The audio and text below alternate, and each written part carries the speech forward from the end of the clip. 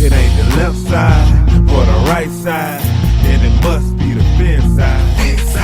It ain't the left side. Thank you, Solo D. Welcome to another episode of On the Fin Side here with Brian Catanzaro and Paul Picken. You can follow us on Twitter, on Facebook, on iTunes, and on YouTube. Paul, it's been a long time since I've been able to say this. In fact, I started doing this show back in 2009, a little bit off and on. You started, I think, in 2013.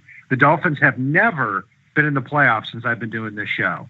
And now I can safely say that the Miami Dolphins have clinched a playoff spot, are going to be competing this weekend for the 5th seed if the Dolphins win and the Chiefs lose. Can you believe it? I can. I think, I had what I know a lot of people thought was an optimistic prediction before the season, but I saw Miami somewhere in the 9-7 to 11-5 range. So very happy today to say that they're there and they locked up a playoff spot. Thank you, Kansas City. Let's keep it rolling this weekend and help Miami get the 5 seed and have to go face Tom Savage and the Texans in week 1 of the playoffs. And then if the Chiefs win in the first round of the playoffs against the Steelers in that situation, the Dolphins would go to Oakland and face Matt McGloin. What an easy road down the playoffs that would be. So we'll see what happens. Before we get to that, let's talk about the Dolphins-Bills matchup that got Rex Ryan fired. He has been let go by the Buffalo Bills. It's something we talked about here last week, where we can never put our finger on why Rex Ryan is thought of so badly when his teams always seem to overachieve. I mean, even this year, assuming the Bills beat the Jets next week, and if Rex Ryan were coach, he would have back-to-back 8-8 seasons.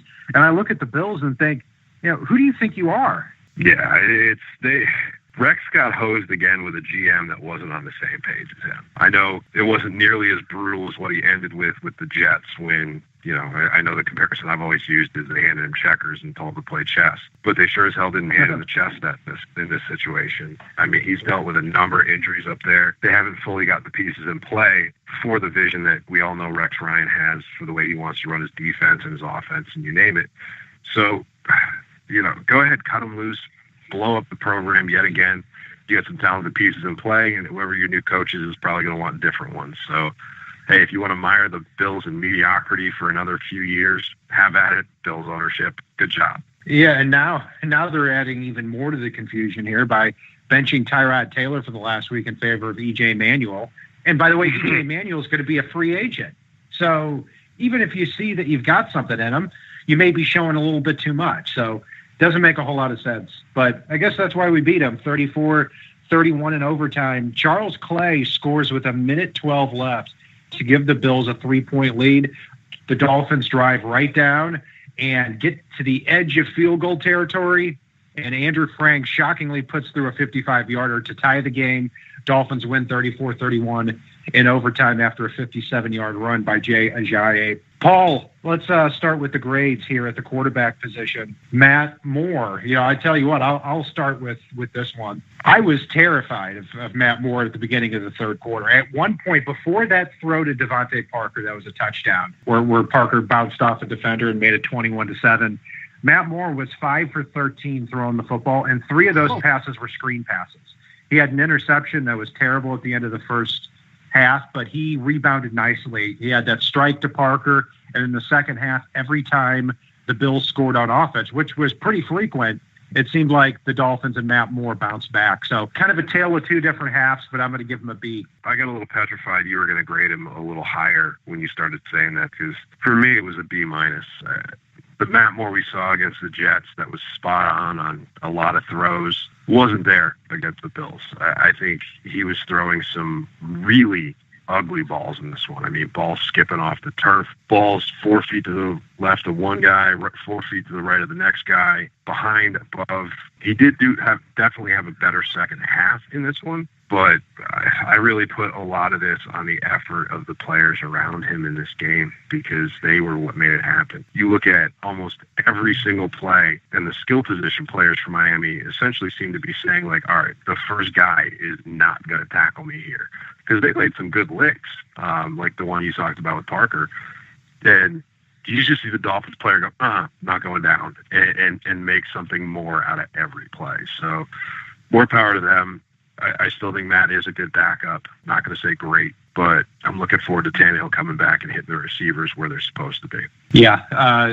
Looking at the running back spot, Paul, I'm sure this is going to be a pretty easy one to grade. I might be giving out, and I'd have to look back, but this might be my first A+ of the season. Between Jay Ajayi and his 200 yards, and then you look at Kenyon Drake, that 45-yard touchdown run. I know when he rolled off and rolled as deep as he did, I was yelling at the screen, going, "What the hell are you doing?" And watching back, if he had not rolled that deep, he wouldn't have been able to use his speed to get outside, because I believe it was either defensive end or outside linebacker for the Bills made a good read that he was cutting it back and could have gotten him if he had been any closer to the line of scrimmage, but instead races around the right side and takes it up the sideline. Absolutely A+ for me here. They made a lot after contact in this one and really made up for the deficiencies I saw at the quarterback position. Ajayi and Kenyon Drake in this matchup, 36 carries, 262 yards, and 2 touchdowns. Yeah, the Drake play was a play of the year type. Jay Ajayi looked like he was back to his old form. He was healthier than he was in recent weeks, and there was actually some run blocking up front too. Ajayi now in the season has over 1,200 total yards. Amazing, considering I think he had 97 yards rushing heading into the week 6 matchup against the Pittsburgh Steelers. Absolutely an A+ for me too. And I can tell you for sure that is my first A+ of the year. The receiving unit, Paul, Devontae Parker, we talked a little bit about his 56-yard touchdown. Bouncing off a defender, was nice to see him get back in the action. It really was. And Kenny Stills might only had 35 yards, but they were all 35 critical yards. I mean, he had a first down toe tap on third down that was absolutely impressive, snagging a ball well out of bounds. He had that touchdown catch that was just insane, ducking under 2 defenders as he caught it. You know, you look at what Jarvis Landry did in this one. He might only had 3 catches, but he had tough yardage on each of those. And really, you look at Marquise Gray and Deion Sims, 3 catches for 30 yards. But again, all critical plays. So, yeah, absolute bonus time for this. I'm going to give these guys an A-. I'm going to go with a B+. I've said it before. I'll say it again. A healthy Devontae Parker to me is the star of this unit, and on a very good unit. Yeah, Kenny Stills now catches his 8th touchdown pass in the year, a big time touchdown to make the game 28-14, which at the time I thought might have put the game away. Yeah, Jarvis Landry, you're right. There were 3 tough catches, but I'll tell you what, he almost blew it in overtime, because Jarvis Landry on a screen pass had at least the first down, and given his yards after the catch ability, wouldn't have surprised me if he took it to the house and brought the Dolphins the win right there.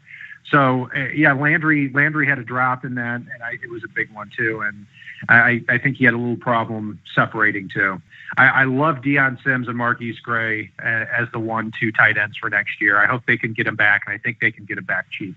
Overall, I'll give this unit a B+. The offensive line, ever since Craig Urbick has been inserted into the starting lineup in place of Anthony Steen, it's definitely been a different unit. I thought Brandon Albert, too, played a very good game at left tackle.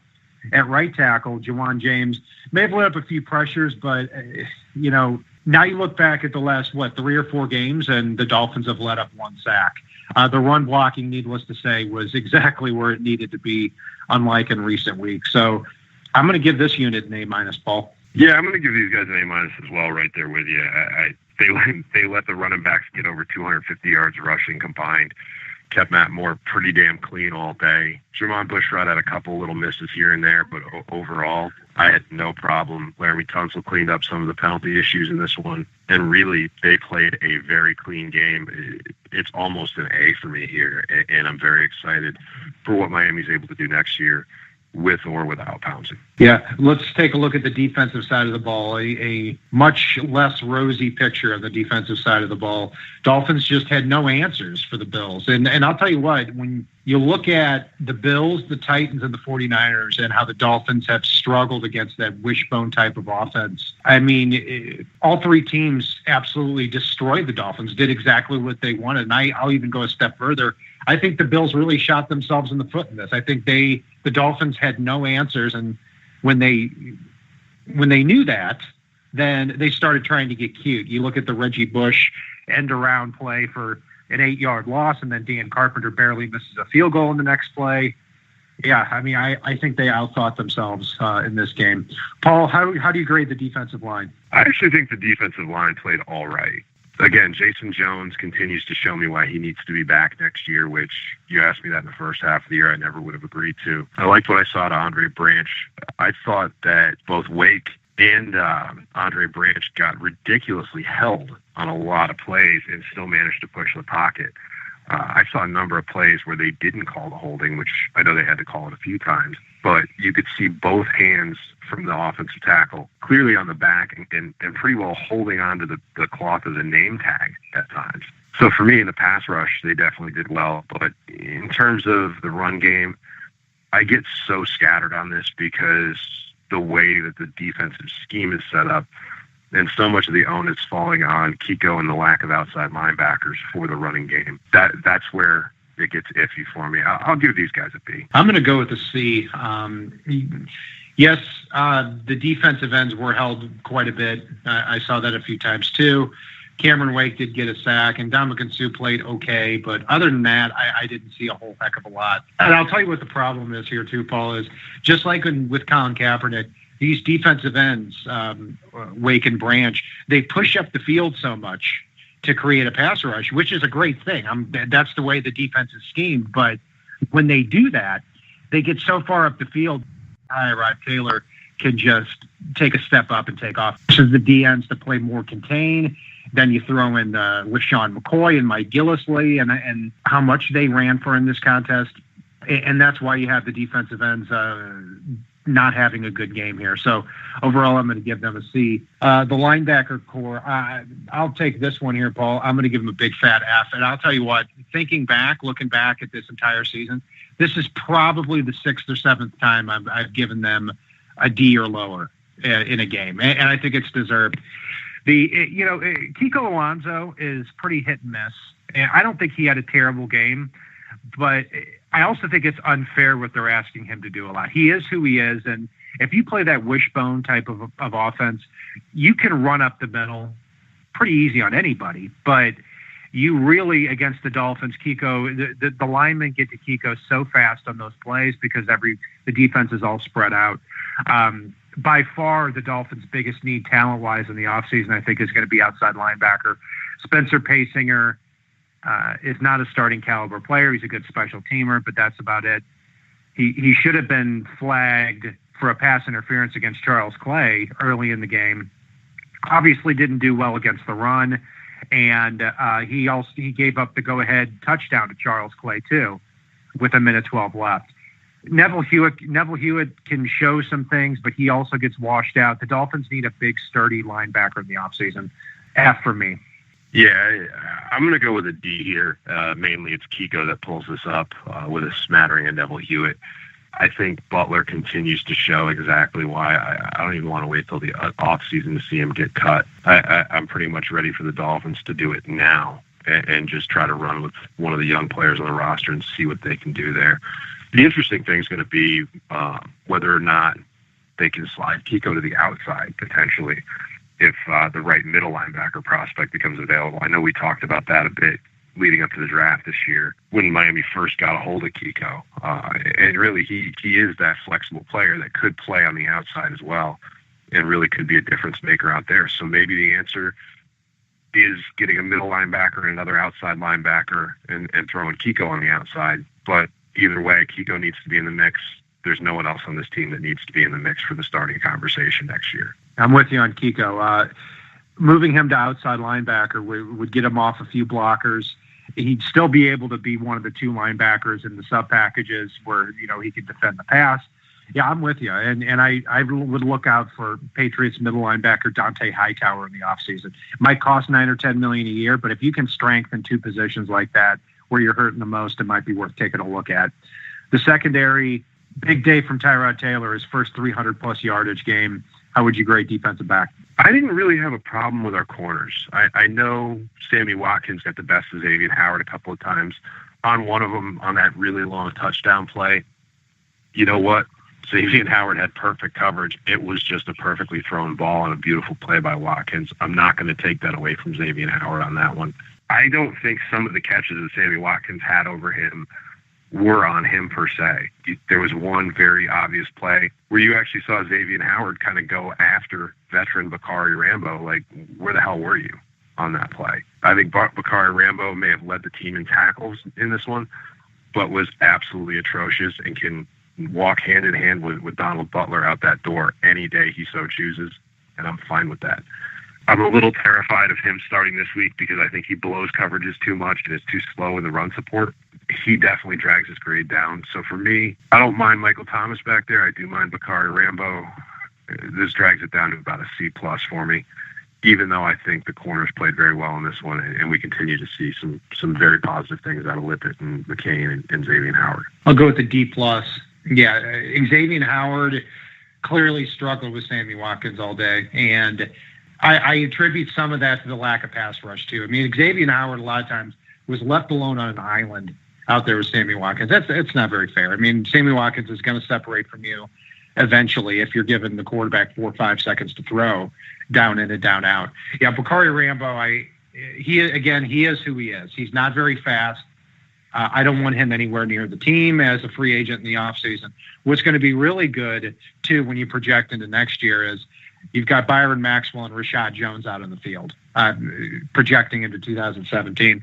Yeah, Tony Lippett, I thought, played fine. I mean, I can't recall a pass that was caught off Tony Lippett. And Bobby McCain, I thought he did okay as well. Michael Thomas, I continue to think is one of the glues that holds the secondary together. He had a couple of big stops on LaShawn McCoy that could have been 40, 50-yard gains had he not made those tackles. What we thought was the game-winning touchdown to Charles Clay with 1:12 left. Michael Thomas may have been on him, but that was Spencer Pasinger's responsibility after he broke off from Michael Thomas. So it'll be interesting here going into the playoffs because Byron Maxwell, we'll see if he's going to be available next week, but if not, Tony Lippett and Xavier Howard, we're going to see what these two kids are made of for next year because they're on rookie contracts and they're only 24 years old. Anyway, overall, I'm going to give this unit a D. Special teams, Paul, to round it out. Well, the return game was beautiful in this one. I thought Kenyon Drake and Jakeem Grant had some great kickoff returns. Andrew Franks hit his career-long and ugly, horrible, floating through the air in funky, low-trajectory fashion. But I'm not going to devalue the fact that was absolutely one of the critical moments of the Dolphins season. Would have been even more critical if he hadn't bounced one off the uprights earlier in the game. Miami did kind of force Carpenter to miss a field goal himself. And by forced, I mean Jason Jones had his hand up in such a way that when Carpenter kicked it, if it hadn't been offline, it would have been the third week that Miami blocked a play on special teams. Matt Darr continues to mystify. He's got to get his act together here because we're heading towards playoff time. And he looked like such a Pro Bowler through most of the season. And now here we are 4 or 5 weeks in a row talking about what the heck's going on with him. I'll give these guys an A- here, but Darr and Franks both need to get their act together, and it may be time to at least reset Franks in the offseason. Yeah, I'm fine with an A- too. I mean, Franks did miss that kick. As the clock is ticking down after Damian Williams doesn't get out of bounds, I'm thinking, what's the point of even kicking this? His season long is 41 yards. He missed a 7-yarder earlier in the game. And as soon as he kicks, I'm like, oh, my gosh, look how low that is. That's not even going to make it to the 20. And it just keeps going and going and going. And I couldn't believe it. So good for Andrew Franks. And plus, he does put the ball out of the end zone on kickoffs a lot, which I love. And when he doesn't, the special teams unit gets down there and almost always, knock on wood, hits them before the 25-yard line. Yeah, Matt Darr, I thought was a little bit better in this game, but just not the player he was earlier in the year. And, Jakeem Grant, even though I still stay with what I said before, that I don't think he is one of the two best returners on the team. I think Landry and Drake are. He had a huge return that set up Andrew Franks. I think he brought it back to the 40, and then from that point, the Dolphins only needed to complete 2 passes to give Franks a shot. If Jakeem Grant gets stopped at the 20, he doesn't make that move to get upfield and get out of bounds, then the Dolphins are starting out at the 20, and you could pretty much say goodnight with Matt Moore's lack of arm strength. So very, very big that the special teams unit performed the way that they did and when they did, too. Paul, we've got the Patriots next week. I mean, I think it's going to be nice heading into next week, not really stressing out about a must-win game. Agreed. Makes it a little funky at times, but there's a lot of playoff seeding implications in this one. If Miami beats New England and the Raiders win, the Raiders take the number 1 seed. Miami, instead of having to travel to Pittsburgh, is traveling out to Houston, which in a much better matchup. So there's a lot of seeding things, but the 6 teams that are in the playoffs are set for the AFC. Could be an interesting one. Should be an interesting one. Paul, anything else you'd like to add tonight? Nah, I'm just excited, man. Playoff football. I don't care what predictions we make in the preseason. It sure feels a hell of a lot better once we get there. Between October, so the Dolphins are going to play the Patriots on New Year's Day. Between New Year's Day and October 9th, when they lost to the Titans, in that time span, between October 9th and January 1st, the Dolphins will have lost 1 football game in that time span. What a magical season this has turned into. And I'll tell you what, when you look at what the Dolphins have going in terms of momentum and with the AFC as bad as what it is, crazier things have happened. So just one game at a time. And on that note, if it is not on the left side and it's not on the right side, it is on the fin side. Solo D, take us home. It ain't the left side or the right side, then it must be the fin side. It ain't the left side or the right side, then it must be the fin side. Listen, Dolphins fans across the land all tuning in to see what Brian, Cat, and Paul about to do again. We rep our team, you can't change, stop, or ruin it. All we need is to figure what to do to win. Fins Radio, live and direct. Win or lose, we showing up for every contest. No puppet talk, it's all raw and unfiltered. Voice of the fans when the season looks peculiar. Rockin' apple orange over here, then you familiar. Every week they coming through our speakers to fulfill the crave we have to hear about our team and all the latest news. Vets the rookies trying to make the team paying dues. Current players and alumni interviews. City to city, state to state, follow the moves. Call the hotline, Dolphins talk set to go. Best sports team and show all across the globe. Fin. It ain't the left side or the right